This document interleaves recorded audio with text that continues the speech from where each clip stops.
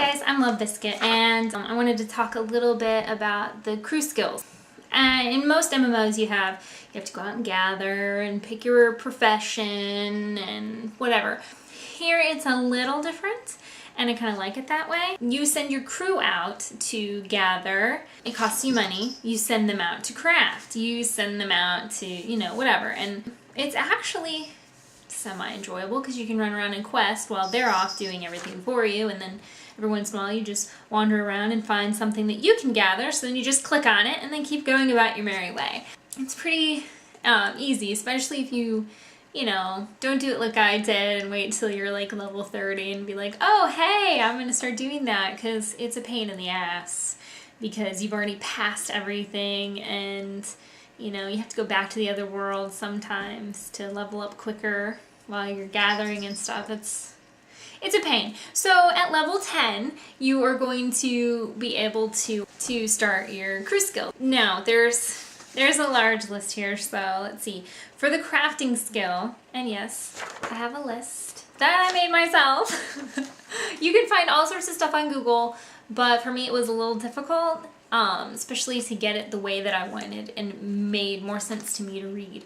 So I make my own wonderful lists, and I go off those. I will post a link to my list on my blog, so you can go off that if you want, or just Google. Google's your friend. I use Google all the time.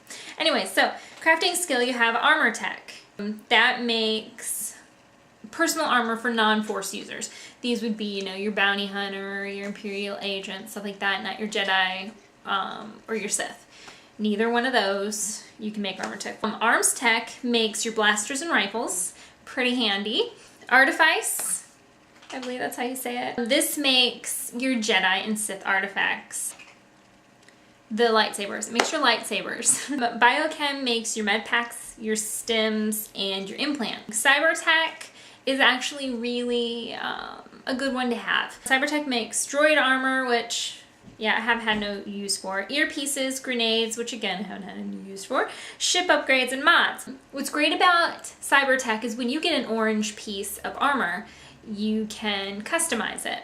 This meaning you can take out the armor piece and replace it with a new one, or just replace with a new piece that you would make in Cybertech. Your orange pieces will grow with you. So if you get an orange piece, don't toss it, go to the Galactic Trade thing and find it, or create a Cybertech of your own to get new pieces for it. Or another fun one is, all those commendations you get as you're running around, stop at the modification place and use them. It is the best way to have the best gear. Synth weaving is your Force user's armor. Your Jedi and your Sith. Yeah. Okay, your gathering still is archaeology. It gets artifact fragments, color crystals, and power crystals. Bioanalysis is another one. It gets biochemical compounds, biochemical samples. Scavenging gets scavenging compounds, scavenging metals, and flux. And then slicing gets you augments, lockboxes, mission discoveries, and cybertech schematics. Mission skills will get you, let's see, we have diplomacy.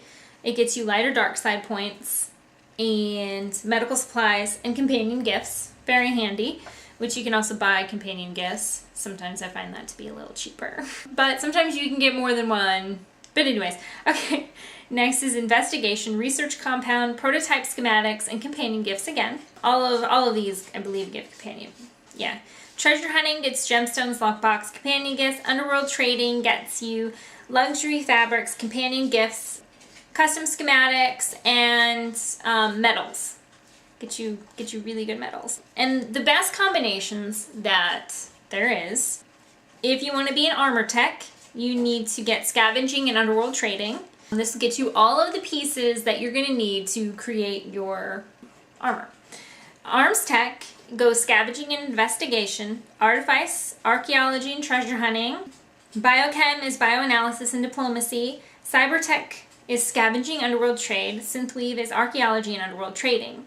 Now, if you notice, I never once said slicing. That's because slicing is not very good for crafting. One option you can do, and I've really been debating this, is to make a character and just have it slice. Slice brings you lock boxes, which gives you money and sometimes items. It also brings in Cybertech schematics and other schematics as well. So you can sell those on the Galactic Trade if you didn't want to use them, or if you had another character that could use them, you could just give them to them. And it also does companion gifts as well. Slicing is mainly a moneymaker. So totally probably worth it, but it was like a 50-50 chance if I made more than what I put in when I sent out my crewmate to get me slicing stuff. So I then decided, because I was trying to be a smart ass, and I was going Cybertech, but instead of scavenging, I went with slicing.